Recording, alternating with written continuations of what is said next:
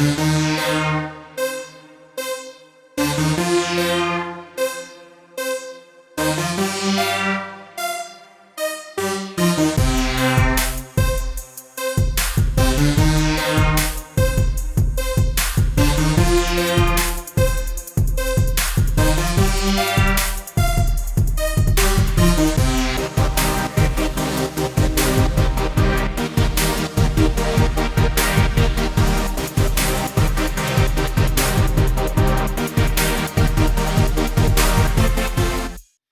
back, motherfuckers! Yeah!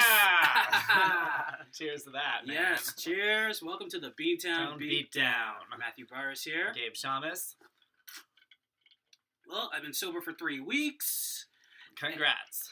Yep, lost a lot of weight, and our New England Patriots are going to the Super Bowl, baby! Yeah! Gonna take on the Atlanta Falcons. Oh, man, that's gonna be something. Oh, yeah. And also, Lady Gaga is gonna be performing. Oh, fantastic. Yes. Oh, yeah. So, this kind of leads us into our first debate. Mm-hmm. Do sports fans have a sense of entitlement? Now, I kind of touched on this a little bit when we talked about the age. Should there be an age limit on kids? Yes. Because of some of the things that sports fans do at games or at fights, it's really, some things they're not meant to see. Right. So what do you think?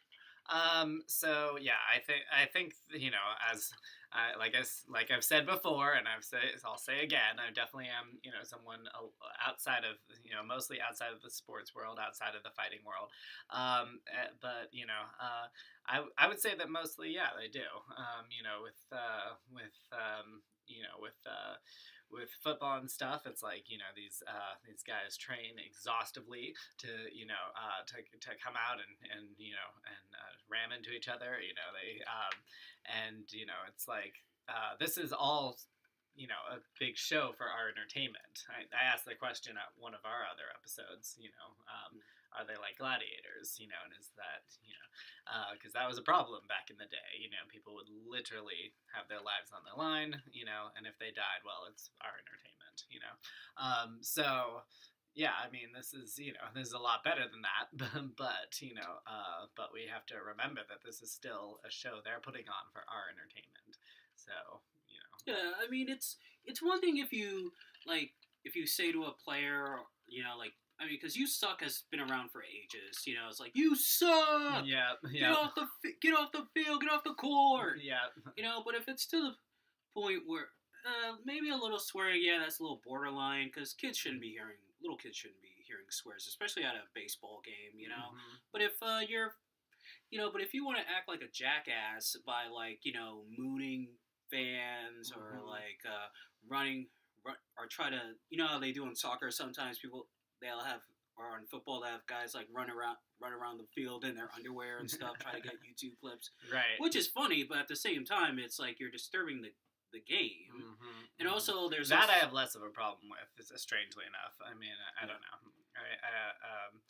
I think it is disruptive or whatever, but it's less it's less mean spirited. If someone's actually charging, or someone's actually hurling personal attacks at at someone, at one of the players, then I don't know, that's different to me. Versus let's get in our underwear and get on camera. That's that's childish prank. Well, the thing is, you definitely don't want to do that at a WWE or at a pro wrestling event, because because they've had fans come into the ring or try to be a jackass and run around the ring in their underwear, and and according to the police, police say that the wrestlers have the right to beat them down if they try to get in the ring without their permission, or try to, because it's disrupting the match, because they're putting together the match, and the match has to be done in a certain amount of time. Yeah, so, exactly. Exactly. It is very different than an organized sport that way. Yeah. And these guys are specifically trained to beat someone down. So, yeah, that would be interesting to see, actually. Yeah, and also the other thing is, actually, it's kind of worse with wrestling fans, because I don't know if you ever... Well, you probably haven't seen a WWE event in a long time. No. But fans are very vocal. Like if a Yeah. match is boring or something, they'll be like boring, boring. Or if they mess up a spot, they'll go like you effed up, you effed up. And another thing they do is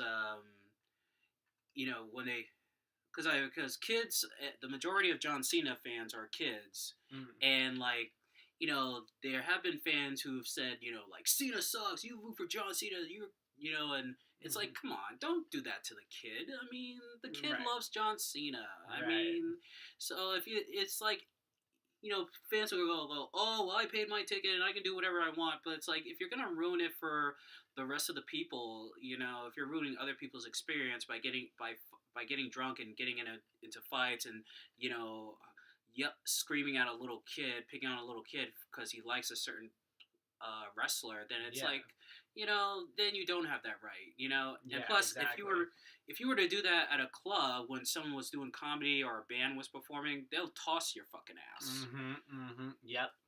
And the same type of people that might do that are people I think would actually say like law and order in other situations, and they're a lot of really rowdy and disrespectful people in sport, watching sports are the same ones that would say, well, there are limits on free speech. You can't yell fire in a crowded theater, that type of thing. Yeah. Well, that is true, but but then it applies to the arena as well. You can't, how is that any different yelling fire in a crowded arena or whatever, or doing something that's would spark enough panic that that there's not an orderly evacuation. There would be a disorderly evacuation. Exactly. There has to be some order, because fans. Actually, Kevin Castle talked about this because he's in the club business, and he's a WWE fan from the Don Tony Kevin Castle show. He says like, hey, listen, fans always do this whole do whatever you want. It's like, no, listen, you can't always do what you want in the real world. There's a price to pay for everything you say, for everything you do. And he goes like, also, if I'm in a club and it's a club that I'm paying for, and you're disrupting the band and ruining the show, the bands are going to be like, hey, get this guy the fuck out of here, Right. Yes, especially comedians. You definitely don't want Joe. You don't want to mess with Joe Rogan when he's on stage heckling him and stuff, because he'll shut you down. He shuts people down, and also he'll be like, hey, get this guy the fuck out of here. He's disrupting the show. Right. Exactly. So yeah, I mean, it's definitely. It's definitely something that you shouldn't do, but you do have the space to express yourself. I mean, you can, like you said, yelling "you suck" or or get off the plate or whatever. That type of stuff is totally fine, and it's part of the sport, part of the spirit. I heard from a Yankees player that we actually have the one major Pro Bowl stadium, Fenway Park here, is actually the only one where you can hear all the personal insults from the stands. I've been to Fenway. I haven't been to Fenway Park actually not that much. I've only been there 2 times in my life, so I can see that. Yeah, definitely a good one. So in our next debate, of course, it's going to be about Bellator. Tito Ortiz went out with bang. Choked out Chael Sonnen. Now Tito Ortiz is officially retired. And, Bellator has been putting on some good shows. So the big question is, can they ever become the number one MMA promotion? Can you think they can ever outrank the UFC? Right. Well, again, I'm completely outsider on this. So, I didn't even know, almost anything about Bellator until you started telling me. But I think there are certain indications that I look for, that show that it is still an outside promoter. It is still a kind of little guy promoter. One is, there's not as much gear and stuff around. I've seen UFC hats, and I've seen UFC shirts. Not to mention I was at a friend's house, and they were doing UFC the video game. So yeah, I mean, I think there's a lot of that, and so it's I really don't know how many people, how many casual fans like myself, or how many, serious fans actually know that much about Bellator still. Well, So. Bellator is still growing. I mean, because a lot of the old UFC veterans have gone over there. There's been Roy McDonald, Tito Ortiz in the past. Matt Mitrione, who's fighting Fedor in February. There's a lot of great fighters. Also, some fighters that have never been in the UFC, like Michael Van Page, Michael Chandler, Douglas Lima. There have been a lot of great fighters over there in Bellator, and they always put on a good show. I mean, the last show. I mean, you'd be surprised of the celebrities that were there. There was Layla Ali, Herschel Walker, Sean Waltman, aka X-Pac, 1-2-3 Kid. He was there. Also, John Lovitz was there. Of course, he's on the Celebrity Apprentice that's on now when Chael Sonnen's on there. Okay. And get this, Demi Lovato was there. Oh, yes. Yeah, so of course, Demi Lovato being a huge MMA fan and wanting to become a fighter herself, it's always good to see her there.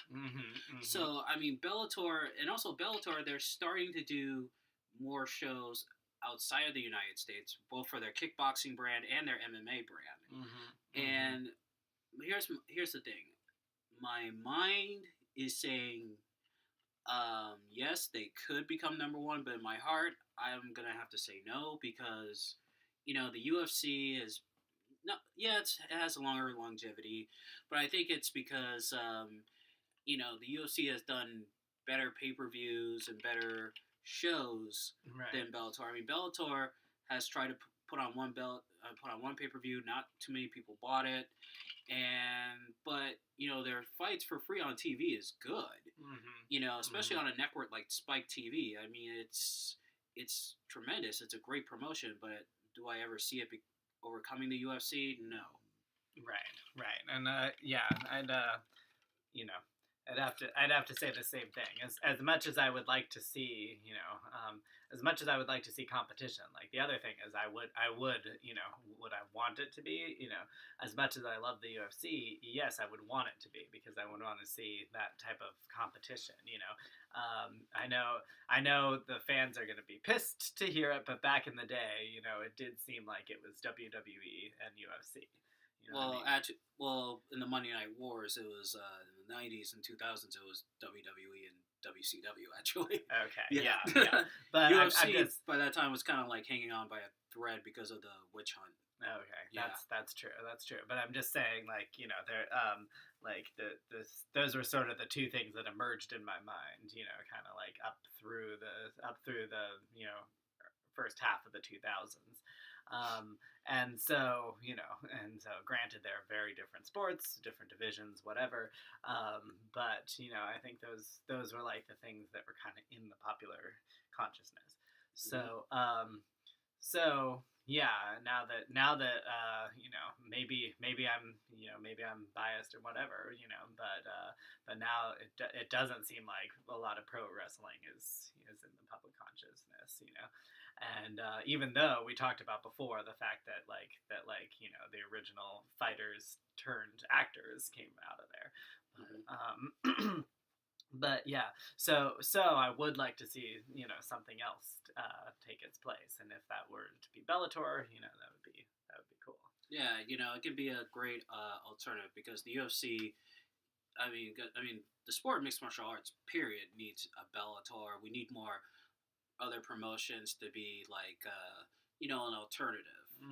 Exactly. We need more big league MMA promotions. And now we're going to get into Get Over Yourself, and this is going to be a very interesting one. So, Gabe, take it away. All right. So, for Get Over Yourself today, I'm going to be talking. Lately I've been using one phrase and just kind of bouncing everything off of that. So, the phrase I'm going to be using today is "leave well enough alone." Right? Something that that too many people can't do nowadays, I think. And it used to be a lot more. It used to be a lot more commonplace. This thing didn't go so well. Whatever. Instead of like you know, people used to think that you look worse, you know, if you whine about it, you know what I mean, and if you keep going on about it after everyone else has already talked about it, you know, there's a certain amount of time to, you know, state your complaints and whatever, you know, but after a while, people are going to be like, yeah, not so much, you know what I mean, like stop listening. So yeah, I think you know.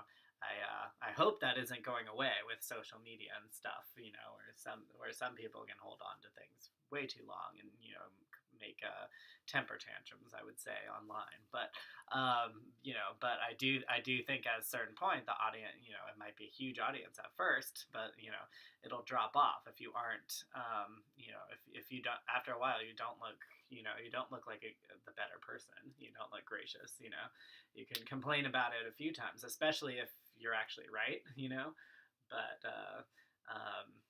you know, Twitter is a perfect example. I think people do use Twitter to, you know, kind of show like an injustice that happened, you know, or like whatever, you know, and you know, and it's good and it brings awareness for a while, but you kind of have to adapt your strategy after that, you know, if you want the conversation to continue, if you want people to think that you actually are on the right side of it, you know, because eventually if you just keep whining, you know, the same way you have been, people aren't going to tune in anymore. Exactly. You know, and, you know, one good example of this is that bitch, Abby Lee Miller.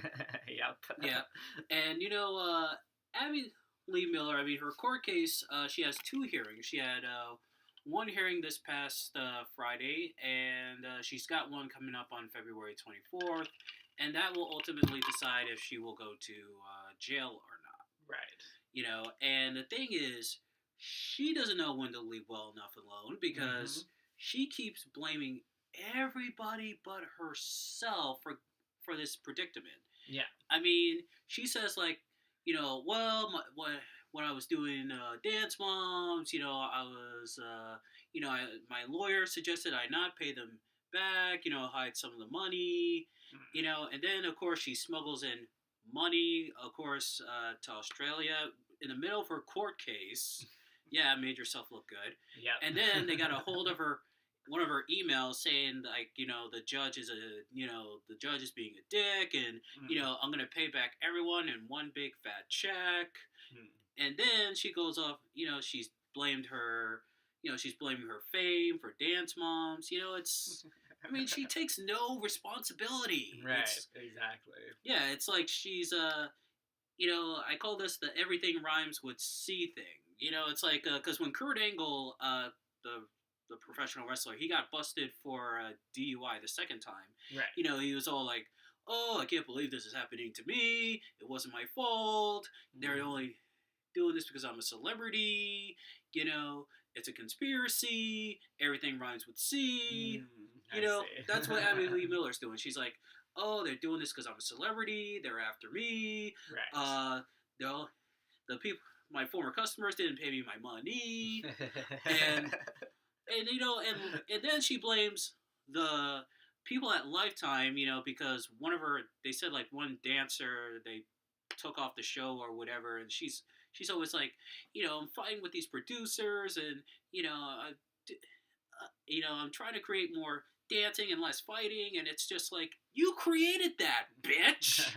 Right, exactly. I mean, and like, yeah, that's the thing. I mean, I think there is some reason to feel like, well, there's always a reason to feel empathy.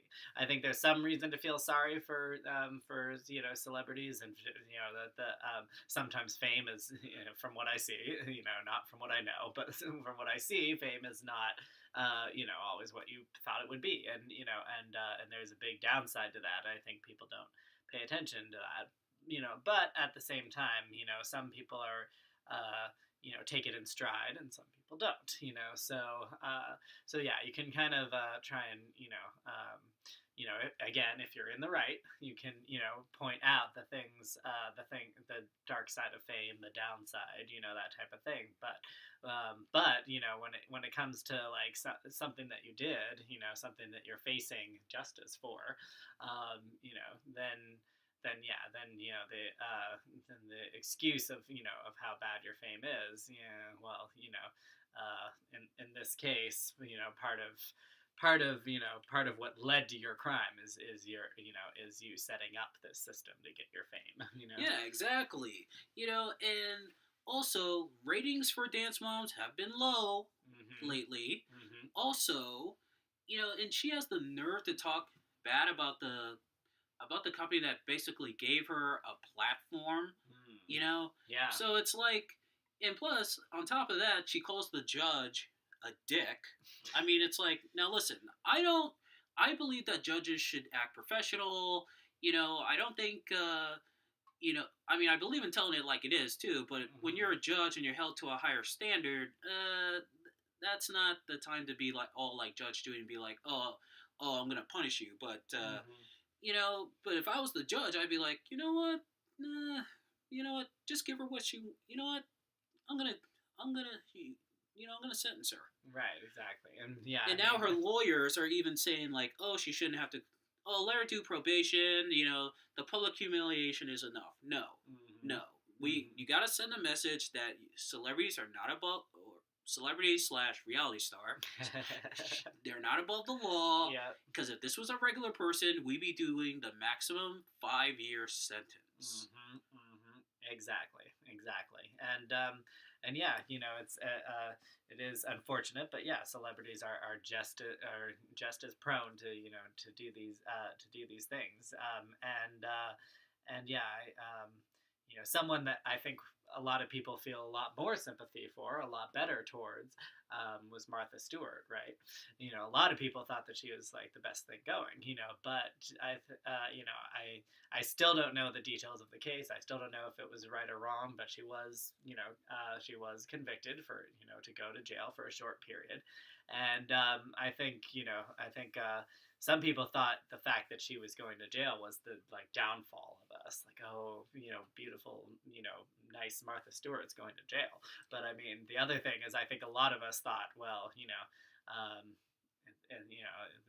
it was actually a good symbol of these celebrities aren't above the law, and if you as much as you spread it, in her case, a good message, as much as you are kind and empathic, if you do insider trading, that's something that financially cuts against the rest of us, and that was, I think, comforting to some people, even though they didn't like it, to see that she's not above the law. Yeah, and of course, also, they're saying that the judges, they're saying that the lawyers say either want probation, or they're saying like, oh, she should only do 6 months in jail.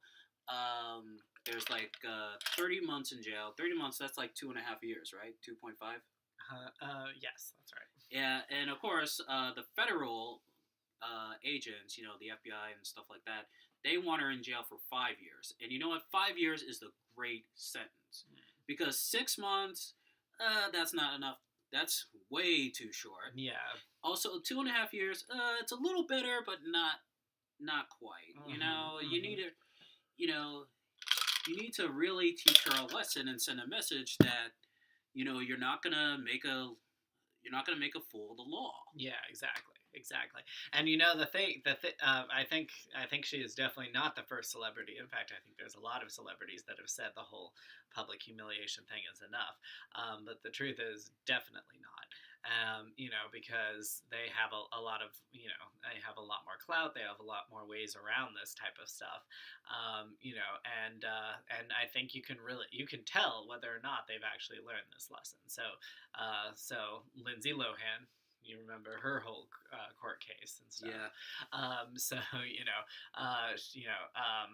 There was a point where I was almost buying into the whole thing of all of her deals are stopped now, and it's public humiliation and this and that, and her name's being dragged through the mud, so maybe that is enough.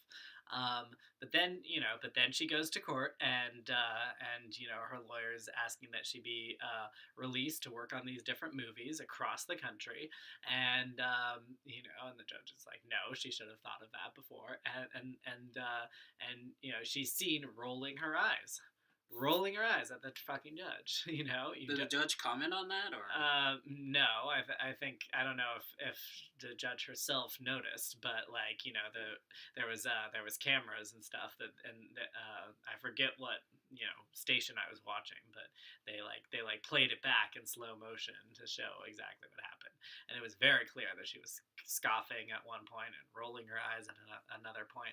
So it's like that's there used to be a word, scofflaw. She is literally scoffing at the law. Yeah. You know what I mean? And you can't do that. And you can't, and it doesn't matter, how much money you have, and it shouldn't matter. And it shouldn't matter, if you're a celebrity. And yeah, your movies are going to be, put on hold, and everything's going to stop, and aren't going to be able to go across the country and film next movie. But like the judge said, you should have thought of that. Yeah, exactly. So yeah, just learn to leave well enough alone. And as for Abby Lee Miller, fuck her. I really hope she goes to jail.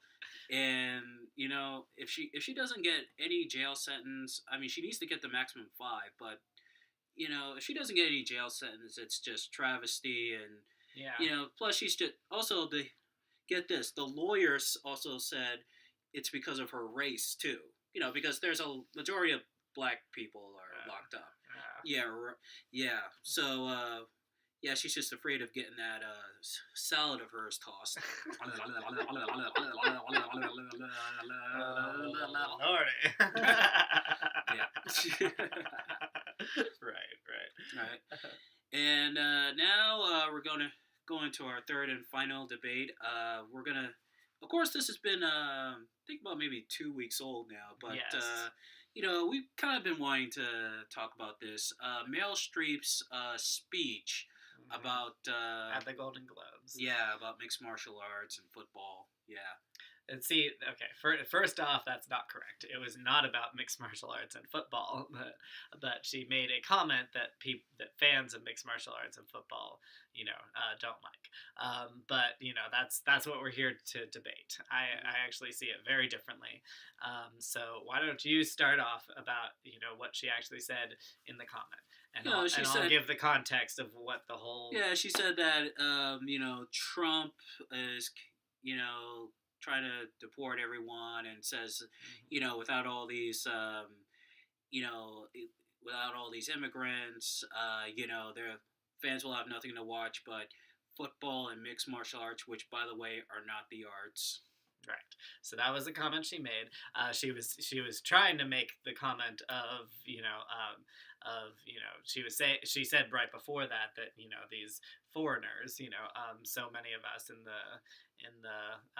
press, and she was talking about like Hollywood, and in the performance arts are foreign and whatever. So if you deport them all, that. So we're on very different sides of this, because I'm not a hardcore mixed martial arts fan, and I thought it was an important thing to say.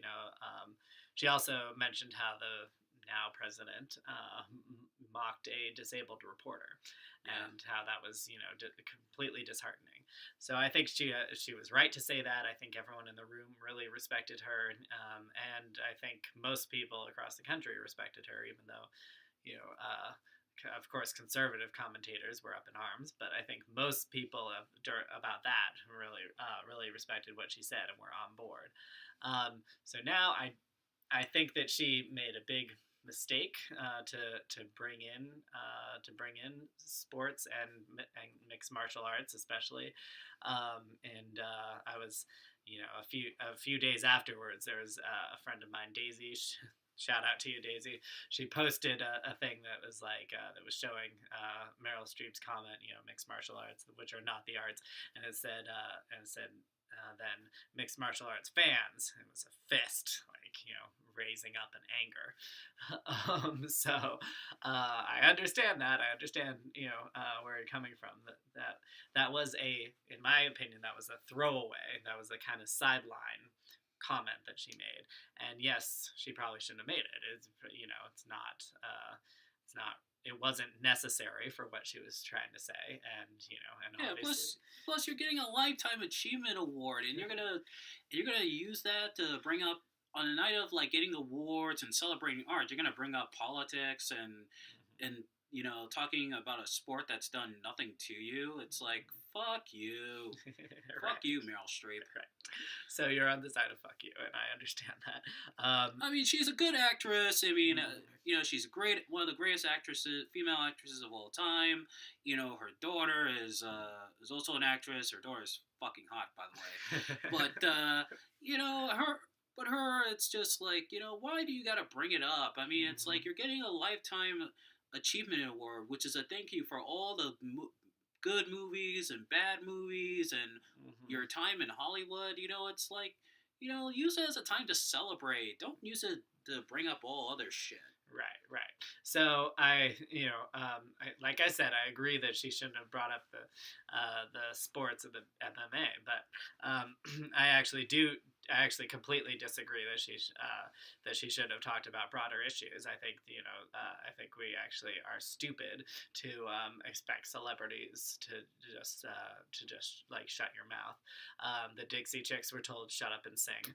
I do not agree with that. So I actually do think she was right to bring up the broader issues in our country. One of them being the president-elect, which a lot of us are disheartened by the fact that he is now the president.